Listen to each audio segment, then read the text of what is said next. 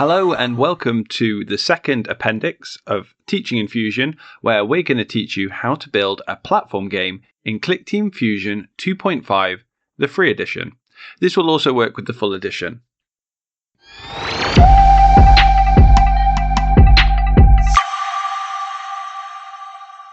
So we'll load up Clickteam Fusion 2.5 and we're using the release 295.10. So just to remind you from the first session, I'll refer to things as the top menu, File, Insert, Run, across the top, the Workspace toolbar, and the Properties toolbar. Please make sure they're all visible. If you're missing one, like the Properties toolbar, go to View, Toolbars, and turn it back on. And as before, in the bottom left corner, there'll be references to the Thinking in Fusion video manual for deeper learning. So from the top menu, choose File and New. We'll click on the thumbnail of our first frame, our level, and go into the frame editor, the blue and grey rectangle. If the grid is left on from earlier, just turn it off with the show grid and the snap to grid icons on the top menu. So we have our white frame area, and we're going to insert a new object into it off the top menu. Choose active and press OK. Make sure you drop it in the white frame area, the play area, and not the grey area outside. With your active object selected, we'll go to the About properties, the yellow eye, and we will change its name to P1. So to test our application, off the top menu, we will choose Run and Application. Let's close our test application. We'll need our player character to move. So with it still selected, we'll select from the Properties toolbar, the blue running man, and we'll change the movement type from static to platform, not physics platform movement, but platform. If we test our application again by going top menu, Run Application, you'll see that gravity just makes our character fall. If I restart it with the rewind, or the File and New, or even F2, it will just fall straight off screen. We need to add a platform to our game. So we're going to insert a new object, and this time it's going to be a backdrop object. So it looks like a picture of a landscape painting. Click on that and OK, and place it so it's directly underneath the P1 active object. This is going to become our platform for our player to land on. So if we go to Run from the top menu, Application, we'll see that we have an issue that our player falls straight through it. Fusion doesn't know that this backdrop will be a platform. So in the runtime options in the Properties toolbar, the red triangle, we're going to change its collision type to platform. But even when we run our application again, we'll still phase straight through it. Let's close our test application. We need to add an event in the event editor. So click on that, the one that looks like a calendar, and click on the words New Condition, not on the box, but on the words. Under P1, we'll go to Collision, and this time Backdrop. Not another object, but Backdrop. The condition P1 collides with the background comes up. Remember, right-click for an action tick. Under the P1 object, choose Movement and Stop. Now if we test our application, we'll see that we land on the backdrop. We can move left and right with the arrow keys. You can even move to the side and use the Shift button to jump. Notice if you press Shift 5 times in a row, Windows might ask you if you're turning on sticky keys. To disable that, go into the sticky keys settings and toggle off all of the sliders.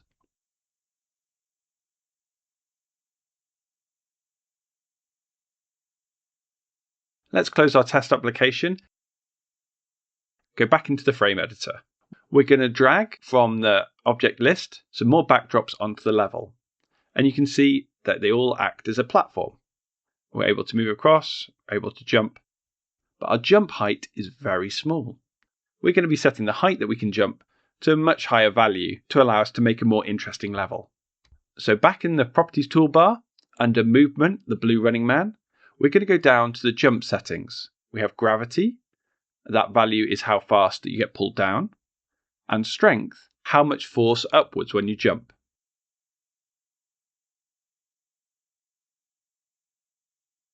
We also have options of button 1, button 2, or using the up and left, up and right. Button 1 is Shift, and we will leave it at that. The jump strength is still too low, so we're going to increase that to 150. And try it again. You choose values that work for you. Change the values, run your application, and close your test application, and try it again. I'm happy with these values, so I'm going to leave it there.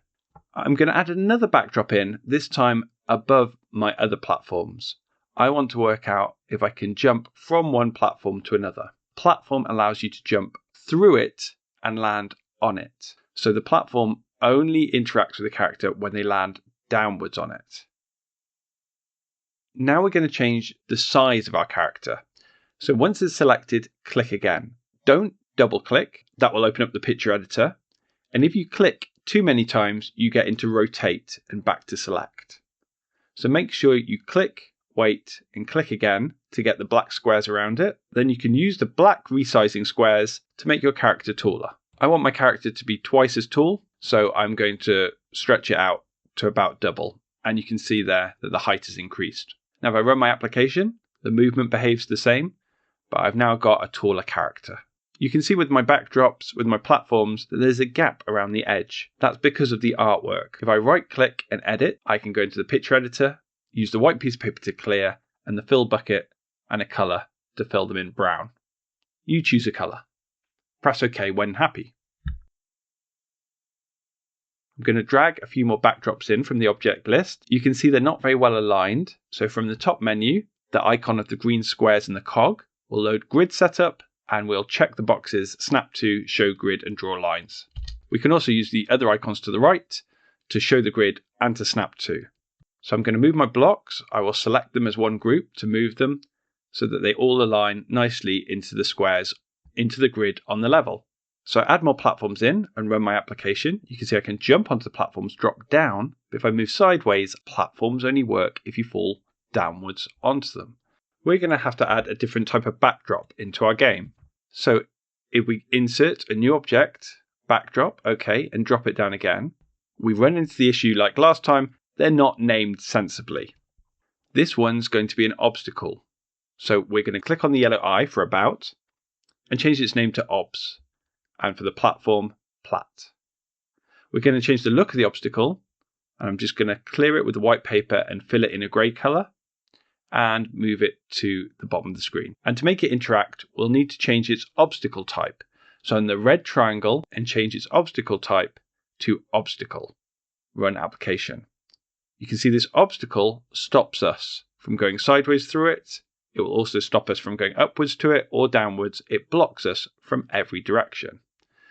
But because of the shape of my character, I'm sliding onto it. So let's edit the artwork. Close our test application, right click and edit P1's picture. We're going to use the white piece of paper to clear and fill it in a colour. Now if we run our application, now our shape means that we're stopped from sliding over the obstacle. To allow us to climb over some blocks, we're going to make our obstacle smaller.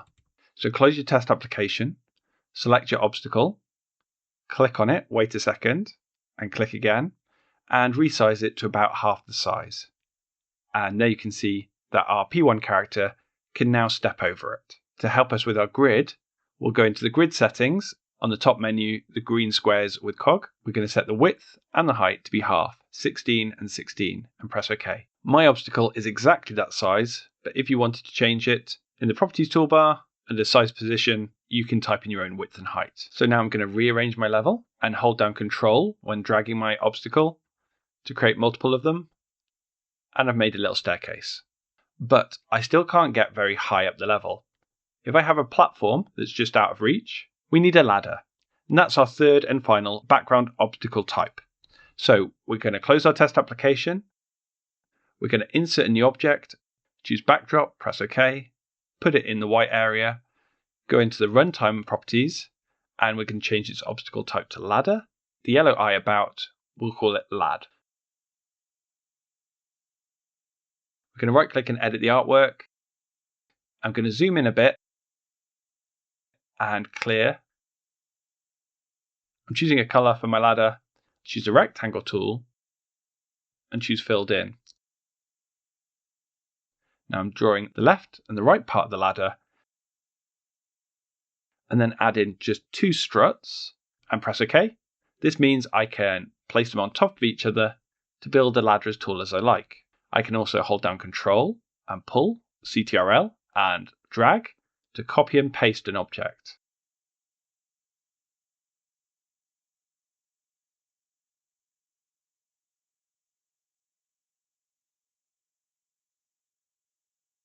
With ladders in the level, I can use the up and down arrows to climb up and down them.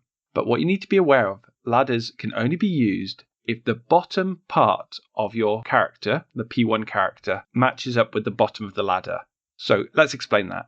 If the ladder has a break in it, and I go underneath it and press up, I can't climb the ladder. I could jump onto it, but I can't start climbing. Also, ladders override any other obstacle type, platforms or obstacles. So if I put a platform in the ladder and an obstacle in the ladder, the player character ignores them and travels up and down because the ladder takes priority. So make sure your ladder touches the floor and goes through platforms that you want to climb up onto.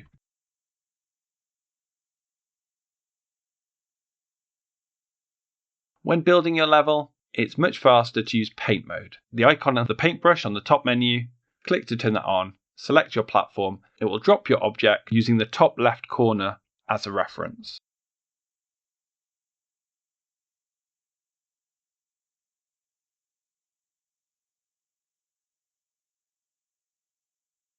So we can turn off the paint mode by clicking on it again, right click on the object we don't want and choose delete. You can also use the delete button on the keyboard.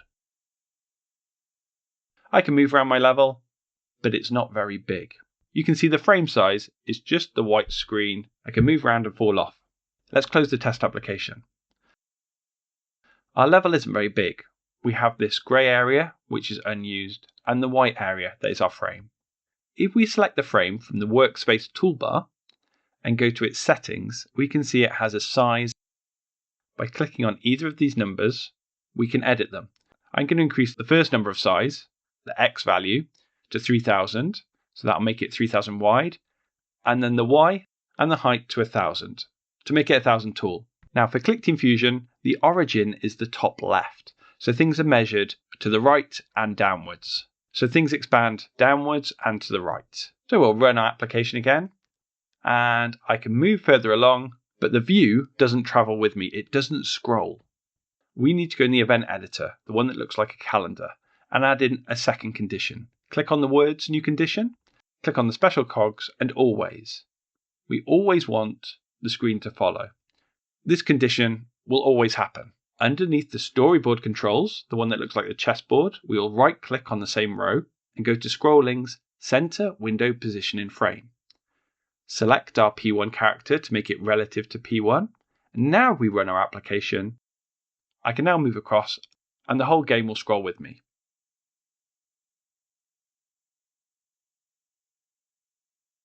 I'll just paint in some extra parts of the level.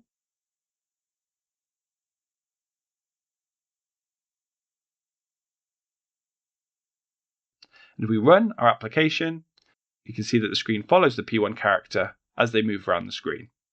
But when we fall off, nothing happens. We would expect to have some lives. So insert a new object off the top menu, lives, and they look like hearts, and we'll place them in the top left because they grow to the right. And to make things a bit easier to see, I'm going to turn off the grid. We have 3 lives. Later we'll show you how you can change the initial number of lives. So in the event editor, we're going to do new condition for the P1 character, and we're going to choose position. Now, not test position. Using test position will allow us to check if we fall through the bottom of the screen, but that won't be if we jump off the left or the right. So we could tick the left and the right as well, but that still allows our character to jump off the top of the screen and then fall down the side. So we're going to use its Y position. We're going to choose P1 position and compare Y position to a value, which is the up down. We want to check to see if it's greater because the Y goes up as we fall down. From the storyboard controls, the chessboard, we're going to choose the frame height. That's what we set previously. We want to add a bit of leeway to here, add 200 so it doesn't trigger immediately. So if we look at our frame, it will trigger when we get to the frame height plus 200, that's 1200. We need an action of losing a life, so we need to right click but not under the lives object. That just shows your lives. Your lives are actually held in the player 1 object, the blue headed person with a number 1. Right click, number of lives, subtract from number of lives, not set, but subtract from number of lives, 1. And so under storyboard controls, the chessboard, we can right click and choose to restart, but not the application. we just want to restart the current frame. Restarting the frame keeps hold of information such as lives and score. Restarting the application would reset it. So testing that out, that works fine. But nothing happens when our lives reach 0. We haven't added in an event for that. So in the event editor, click on the words new condition under the player 1 icon with the blue head. But we're not going to use when number of lives reaches 0. That's an instantaneous one-off action which won't work correctly with restarting the frame. Instead, we'll do compare to the player's lives, and if it's equal to 0, press OK. That's when we'll have an action. Under the chess storyboard, right-click, End Application. If we run our application, lose all our lives, the application ends. Off the top menu, we go to the frame editor, and we're going to add in something to collect. So we'll insert from the top menu, New Object, Active, and press OK. We'll click to place it down. In the yellow eye, About Properties, we'll change the name to Gem. We'll right-click and edit the artwork. I'm just going to use the Fill tool with a low amount of tolerance and just fill it in different blue colours to create a quick gem. To keep track of our score, we will insert off the top menu a new object, the Score object, and make sure you place that in the top right. You might struggle to place it due to the grid being on, so you can turn off Snap to Grid, or use the arrow keys to position things pixel by pixel. From the top menu, we'll go into the event editor that looks like a calendar, and we'll click on New Condition. It's about collecting the gem when P1 collision with another object, Gem. Double click or press OK. Then right click under Gem and choose Destroy. And then not under the Score object, that's not how we change the score, it just shows it. Under the blue headed player 1, right click Score, Add to Score, 1 and OK. Off the top menu, we go to the frame editor, add a few more gems in from the object list,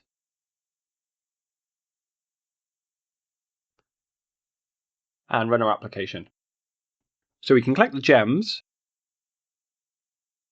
So we fall off the level, the frame resets, and there's 3 more gems to get again.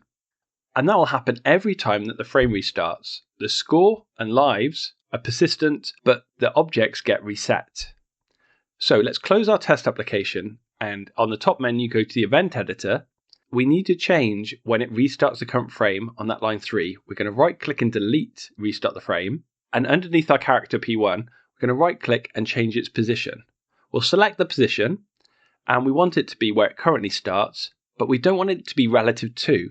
That will continue to place it on top of itself.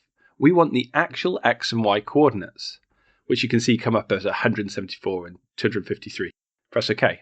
So with the position being reset, we'll test our application again, run the application, collect the gems, we'll fall off the frame, and we get repositioned. We don't have the gems being reset. So we'll close our test application, go into our frame editor, and we're going to add some enemies into our game that move. So we'll, off the top menu, we'll insert a new object, Active, because they move, place it down. We'll click once and resize it to make it slightly bigger, to make it a bit more scary. And then in the yellow eye, the About Properties, we'll call them Bad and edit the artwork. We'll clear it, we'll fill it in. We'll fill it in a red color. And if you look, we have a direction compass to the right. This is the animation when the character is traveling to the right. So I'm going to use the brush tool and I'll draw a face facing to the right. Press OK. For the movement, I will go into the Properties toolbar, the blue running man movement, and I'm going to change the type to something called Path Movement. Path Movement acts as a dot-to-dot, where the object follows a line. So we'll press Edit, and we'll click New Line, and I'm going to place that line directly in front of my bad character to create a straight line.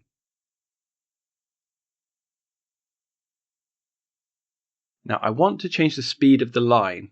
Unfortunately, the square, the node is selected, so I need to drag a box around the line of travel, and then I can change the speed of that line to something slow, something around 10 or 15. If I run the application, you can see that the bad travels from the start to the end of the line.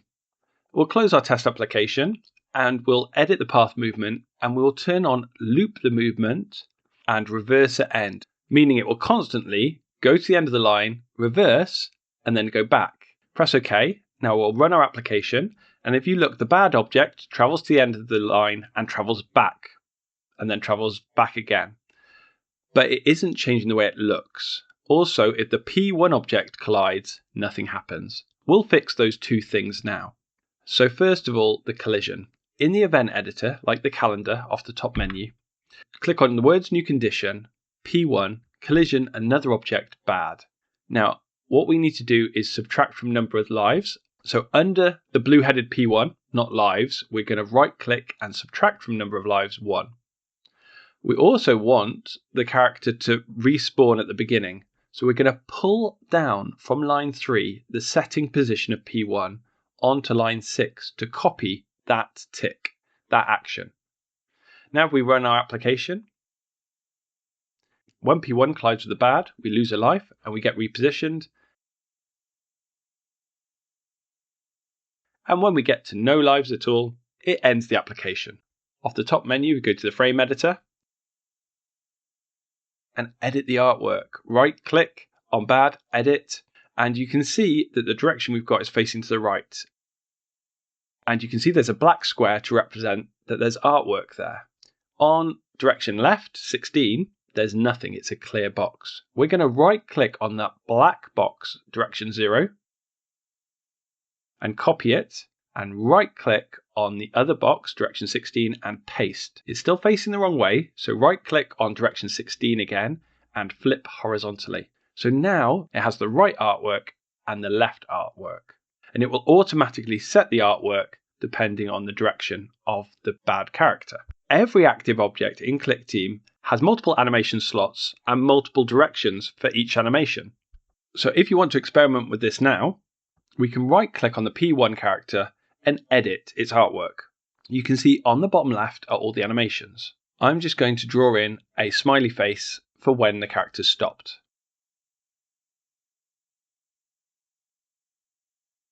I'm going to right click on the stopped animation and copy it, move to walking and paste. I'm going to use the selection box tool and select half of its face and move it to the right. And then I will fill in the area just with a filled in rectangle. I'm going to right click and copy the right direction, 0, and paste it on the left direction, 16, and right click and flip horizontally again.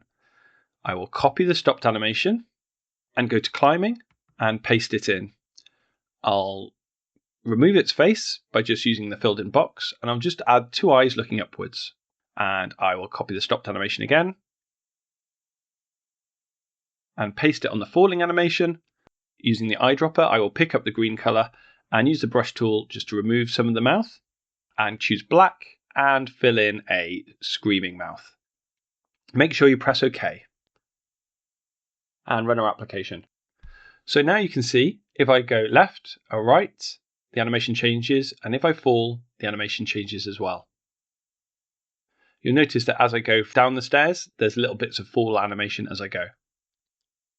That's a little aside to make things look more fun. You can always go back and add more artwork in at any point. But another nice thing to add into our level, if we have time, is a way to attack the enemy. So we're going to create a fireball. Off the top menu, insert a new object, and it'll be active because it moves. Under the yellow eye, about, properties, we'll change it to the name shot. We'll right click and edit the artwork. So I'm going to draw in a fireball, and I'm going to draw it facing to the right. Now, I could right click and copy the direction as before, and then flip it. But rather than copying it, I'm going to choose Create Rotated Directions. That means that Fusion will rotate the artwork for each of the directions available. I currently have 4 directions. We now need to add in the events for this shot. So in the event editor that looks like a calendar off the top menu, click on New Condition, choose Shot, Collision, another object, double click on Bad or click on Bad and press OK. We want to right click for a tick under Shot, Destroy, right click under Bad, Destroy. Test the application, but currently we just have the fireball sat on screen and no way to fire it. We need to make a new condition to launch the fireball shot. So click on the words New Condition, and we're going to do it on a key press, but we won't use mouse and keyboard under player 1, we're going to use joystick read joystick state. Up is selected by default. Click the square to turn it off. So we're already using fire button 1, shift for jump. So we'll use fire button 2, which is control, CTRL. So player 1, press fire 2. Right click under P1 and choose launch an object. Choose which object, the shot. We will use the direction of P1 and I'm just going to increase the speed. Set it anything from 80 to 250. Now if we test our application, you can see that I can keep on pressing control and I can shoot as many fireballs as I like, in whatever direction my character last moved.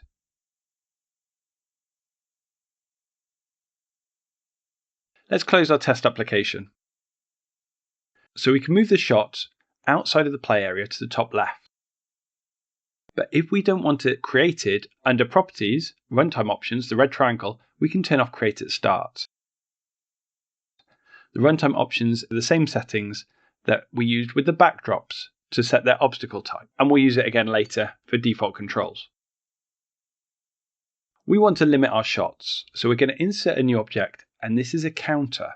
A counter is like a score, but it's a number that we can use for anything. Under About, I'll give it the name Shots Left, and under its cog settings, I'm going to set its initial value, starting value to 10, minimum value 0, and the maximum value to 10. Now, you could leave the maximum value as a very high number if you wanted, but you can also choose to change it from numbers to a horizontal bar. Now, if you do change it to a horizontal bar, the gradient option fill type works well, meaning its color changes as it grows. But you do have to set the maximum value to be low enough for it to scale the bar correctly. I'm going to stick to just using numbers for the moment with a high maximum value. If you want to change the look of the counter, I would change its type to text. That way, in the Properties window, you can use the text options and you can change its font and size or its color. This color is set from our previous horizontal bar. So we want this counter to go down. So every time we press the fire button on row 8, we'll right click under Shots Left and choose Subtract from Counter and put 1 and press OK. So now if we test our application, you'll see that every time you shoot, it goes from 10 to 0, its minimum number, but we can still fire. We need to add a limit onto this condition. So we're going to right click on Pressed Fire and Insert. Choose the counter Shots Left, and we want to compare the counter to a value. Don't choose expression to a value, fixed value, instance value. We want to compare the counter to the value we choose. And we want to make sure that it is greater than 0, so 1 or higher. Now we run our frame, we can shoot, we get down to 0 shots, and no more shots are available. So in our game, we'll need a way to collect ammo. We go to the frame editor. So I'll insert a new object, active, because it can be destroyed. And we will call this in the About properties, the yellow eye, more shots. We'll right click and edit the artwork and clear it. And I'll just make it look like 3 fireballs. Now in the event editor, which looks like a calendar, we'll go to a new condition that if P1 collision with another object, the more shots, we're going to right click on the more shots and destroy them so that they can't be collected again. Under the Shots Left counter, right click, add counter 3. I run the application. I can shoot all my shots so there's no shots left, but if I climb up and get those extra shots, I get 3 more. At this point, you might want to add more enemies to your level. Off the top menu, we go to the frame editor. So add to your level. But if you just add another bad object into the game, it will be exactly the same bad object as before, meaning that if you were to edit its path and maybe move the node, the square, to a different location, so maybe this enemy travels up and downwards, and then you run your application, you'll see that both enemies behave exactly the same as each other. This one's traveling up and down, and this one's traveling up and down, exactly the same time, same speed, same direction. So I'll just put that back as it was, moving left and right. If we want to add more bad characters into our game, we can right-click and clone an object. I now have bad and bad 2. I'll remove bad 1 by just clicking on it and pressing delete. I have 2 different objects. If I go to the movement properties, the blue running man, and edit the movement, I can now select a different path for it. And you'll see that bad has its original left-right, but bad 2 has up and down. But I can't shoot it and I can't collide with it because there's no events in the event editor for bad 2. We'll look at setting up groups in the next tutorial. We'll go to the event editor from the top menu, and we want to create rules for bad 2. So we're going to copy and paste line 6 and copy and paste line 8 by right-clicking on the number, choose copy, and then paste. That way I've got 2 conditions for each. But I just want to change the look of bad 2 so you can see which rule applies to which. So I'll just edit the artwork. And on line 7, I'm going to double click on the bad character on the collision and change it to bad 2. You can see the lighter pink there. And those actions are absolutely fine. We want the same actions. On line 9, I'm going to double click on bad and choose bad 2. I'm going to pull the tick from bad 1 column to the bad 2 column. And then I'm just going to right click and delete it from the bad 1 column. Now from the top menu, if I run the application, I can fire a fireball at bad or bad 2 and they'll get destroyed. And that's working fine, so I'll close our test application. We still haven't got an exit, a goal. So we'll insert a new object, an active one, and in the about properties, I will call it goal. I will click on it once when it's already selected and stretch it out to be larger. Double click to edit the artwork, and I'll use the ellipse tool, but I will use it filled in, and I will just make a black doorway. In the event editor, we're going to set a new condition up that if P1 collision with another object with the goal, double click on it or click once and press OK. Under the chess looking storyboard controls, we'll right click and go to the next frame. If I run the application, make sure you're running the application if you want to test multiple frames, and get to the goal, you'll see it quits. The reason that it quits is that if I go back to the storyboard editor, the multiple blue squares and lines, you'll see I only have 1 frame. If I right click and choose clone, I can create a second frame and I'll rename it frame 2. I can double click on it and go to the frame editor, and you can see that I've got everything set up from frame 1. So I'll just move some things around, add bad 2s over here, some gems in different positions, move the obstacle, and delete sections I don't want by dragging and pressing delete. But if I delete the bad object, there's only 1 of them in the game. So that will delete all the events for it as well. So press no to that, and I'll just move the bad object to where I want it to be. I'll drag a selection box and pull things into the right position. To make the frame look different, I'm going to select it off the workspace toolbar and go into the cog settings and choose a background color, a light blue for frame 2, and then for frame 1, I will choose a light yellow. And so you can see in the storyboard editor, the thumbnails have been updated so I can see those colors. So I'm just going to double click on frame 2 again and go there. And I'm just going to move the goal to a place that I can access. And if I run the application, it will start off from frame 1. Running the frame will start off from the frame you're in. Running the application will run it from the beginning. And you can see I can complete the game. But did you notice that the bad character, when it traveled by the goal, it went behind the object? We can right click on objects and choose order to front to move them in front of newer objects.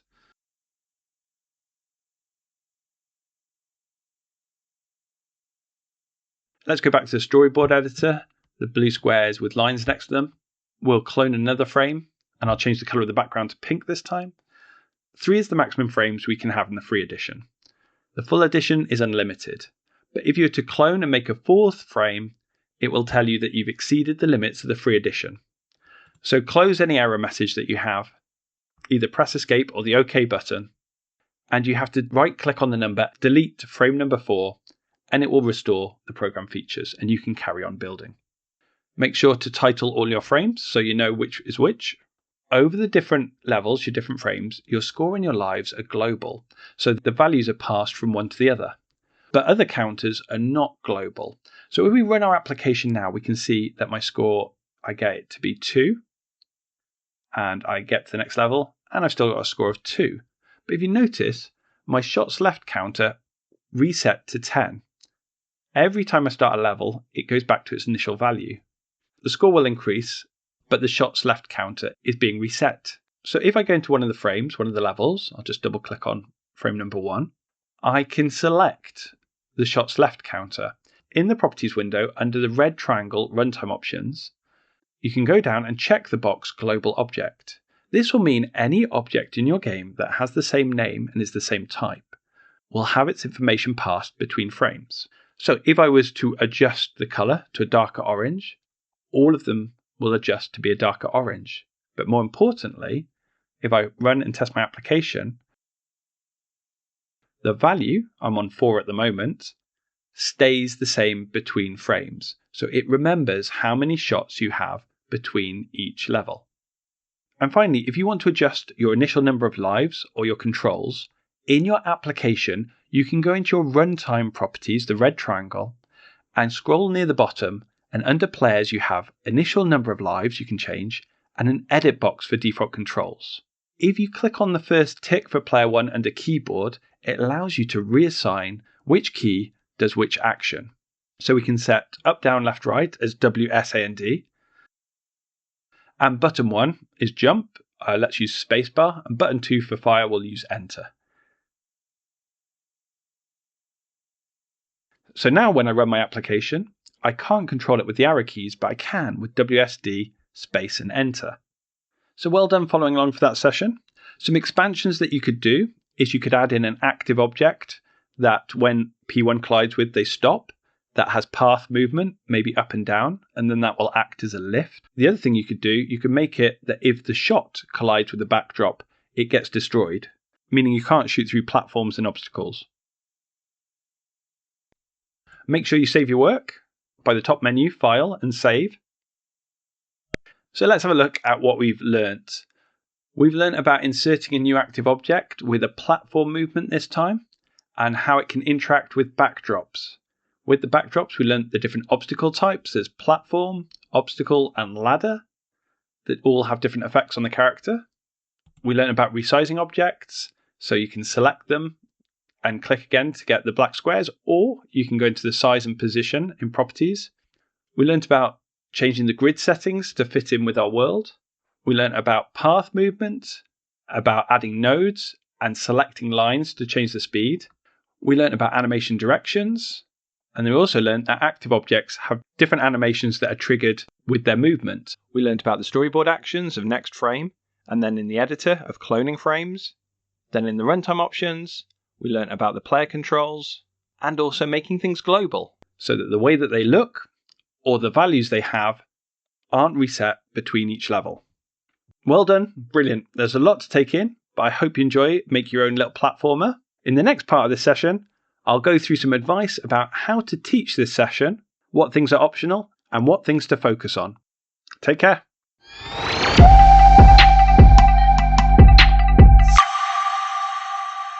If this is the first Teaching in Fusion session that you're watching, then please go back and watch the one before, which is Arcade Maze. Watch back the Setting Up for Teaching section at this time code and the Teaching Techniques at this time code. We'll be using those teaching techniques of repetition and describing the technical name, the location on screen, and the visual look for the options we choose, but I won't explicitly make reference to them each time. I will highlight where we teach mistakes, because with this new topic of making a platformer, we learn a lot of new processes. So to start off with, you'll notice there's a lot in the previous tutorial. I wouldn't expect for a 1-hour session or even an 1.5-hour session for younger students for you to cover all the aspects of that tutorial. So the main ones to highlight: inserting the active object and setting platform movement, adding in backdrop as platforms, obstacles, and ladders. I would skip resizing the active object, but definitely include changing the movement settings, the jump strength and the gravity.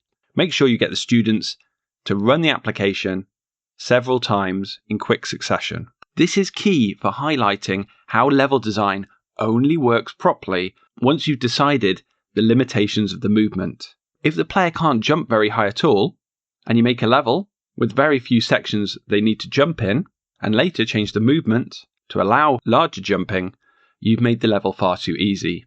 Or if you've made the level with lots of areas where jump is needed over large distances, and then you reduce the jump of the character, you now have a level that's impossible.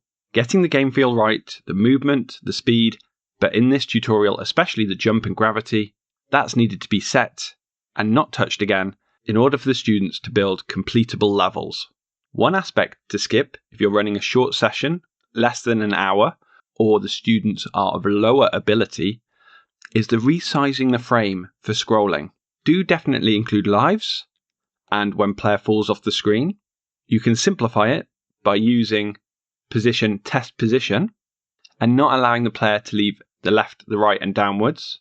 But you would have to add in that if the player hits the top of the screen, that they stop. I wouldn't use the reposition to respawn the player. I would use the restart frame, as it's a much quicker process. And do stop the students from trying to create too many different versions of the bad object. Every time you clone one, then there's the 2 lines of code that you have to add in about the collision between the bad character and player, and the shot and the bad character. Other aspects you can skip if you've got time constraints is the animation directions, the player animations. One of the key aspects we want to teach in Fusion is the use of counters and launching objects. If you feel it's a distraction or there's not enough time, just leave the shots left counter as numbers or text. Don't suggest changing it to a horizontal bar. So the key principles to highlight in this session, when you've added in the backdrop object, show them it won't stop the platform movement character. Then again, once in the runtime options, you've chosen that it's a platform, it still won't. This is important to understand that the platform movement only gets applied when there is an event for it. There's only one event you need for platform movement, but it can easily be forgotten. Make sure you really clearly point out that it's going to be the P1 character collision with backdrop, not overlapping backdrop and not another object, which they're used to doing from the previous session. Then with the action movement stop, platforms, obstacles, and ladders will all behave correctly. The second thing that this session is designed to teach is about sizing and position. So every time you have an opportunity to talk about the size in pixels, be it with resizing an object, be it with the size position property, be it with the grid settings, be it with the art editor, or be it with the frame size, make sure the students understand that the screen is measured in pixels. The first number always being the X, the width, and the second number always being the Y, the height. And in Clickteam Fusion, unusually the origin is in the top left, not the bottom left. The top left is the 0, 0 point. This understanding of pixels becomes really important when you're talking about the position of something on screen. So when we talk about the player falling off the screen, we use the equation of the frame height plus an amount. So do make sure that you reference back to what the frame height is so that they understand what that equation becomes. So in our example, it becomes 1000 plus 200. So when it's greater than 1200. And it may be useful to point out that the cursor position, where your mouse pointer is on screen, is always displayed in the frame editor on the bottom blue information bar, along with object position, object size, then your cursor position, and what layer it's on, which we'll come to in the next video. Position becomes very important when you're creating objects or repositioning objects, like placing the player back on the spawn point, making sure you point out the mistake that it's not relative to. Teaching about path movements for the enemies is useful for the students to understand a different movement type, but the main principle we want to get across is multiple instances of the same object will behave the same way. If we want another object to look similar and behave in a similar way but be different, we need to clone the object. This will get drawn out more in the next session when we look at qualifier groups. Another teaching aspect that's key is about counters and values. We look at this a little bit with lives, but the teaching point about counters becomes much more clear when we insert a counter to calculate the shots left. Use when you're teaching the setting up of the counter for the initial value, the maximum value and the minimum value to gauge the student's understanding. And with counters, students need to understand just because a counter reads 0, that won't stop anything from happening unless you've inserted a condition to add a limit on the other conditions. So with the player 1 pressing fire, we need to check there is an amount of shots left that's greater than 0. And this also ties back in with lives. When the lives get to 0, we continue playing the game. We always need to add the condition in of what happens when we reach a limit. Understanding counters is a vital foundation for making any game in Clickteam Fusion. And we'll build on that knowledge in the next session when we talk about alterable values. If you're including the optional sections about the bad direction animations, do point out that directions have numeral values, that they're numbered 0 to 31. There's 32 different directions. 0 always being to the right, 16 being to the left, which makes 8 upwards and 24 downwards. Understanding with the basic movements there's only 32 different directions is a key understanding for making complex games later on. One thing we cover quickly with the session, but is important, is the fact that we can check for player input. Player 1, joystick, read joystick state. You always have to make sure that you deselect up if you're not checking for that input, so do point out that issue. And if anyone accidentally presses up and presses fire button 2 as their condition, remind them they can double click to edit conditions. Even though player 1 joystick read joystick state doesn't seem as obvious for just checking a keyboard key is pressed, it's the only way to allow flexibility in your game to support joystick controls later on. Player 1 pressing fire 2 will work on a keyboard, or if the input is selected, will work on joystick. And in this section in Thinking in Fusion, we talk about this in much more depth. The runtime options that contain the way that the object behaves while the game is running. We bring it up when we create backdrops. For the backdrop type, it gets used again later. We use it with the shot that gets fired to not be created at start. For counters becoming global. And finally, we use it in the application itself for the default controls or to change the initial number of lives. The runtime options in the properties toolbar will become vital with later game development. Some runtime options that are very important in later game use is about following the frame to allow things to remain in a static position when scrolling happens. Destroy if an object is too far from frame to make objects persistent even if they're very far away from the frame screen. And there's the shortcut of automatic rotations. And finally, a key aspect that we need to teach is about the storyboard controls, about the frames. So when the player falls off the level, we teach them the difference between restarting the frame or restarting the application.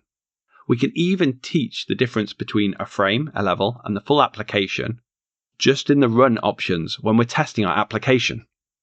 When they're editing frame number 2, make sure they run their frame, not their application, because it'll start from the very beginning.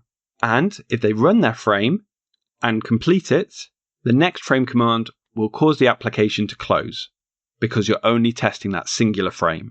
So remind them of these terms about frames being levels and application being the full game when they're later in the storyboard editor cloning their frames, and also when they're making the counter for shots left global.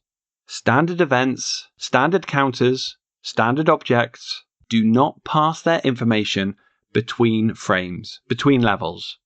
But we can turn that on by making them global. In the free edition, you're limited and can't use the global event editor, but if you are using the full edition, you could even demonstrate at this stage cutting and pasting your events from the event editor into the global event editor to show that you only need to update the global event editor to change the way that each frame runs. That may be a bit over technical, might be better if you're working one-to-one with students, but those are the key aspects of teaching. So, hopefully the students have enjoyed making a maze game and a platformer.